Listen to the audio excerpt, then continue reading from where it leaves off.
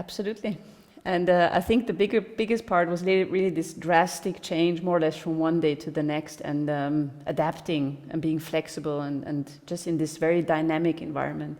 And one part clearly also to deal with myself and my situation, private situation, and obviously on the business side. And I think before that situation was more like, well, it's not like it's detached, professional and business life, but it's less, I would say, dependent on each other. Whereas now, clearly, it's like everything has to be kind of together to work. And I think that's something very positive, honestly speaking, because now it's something where it's like it's joint, and it provides just much more potential for growth, I think, for everybody, and for me personally as well.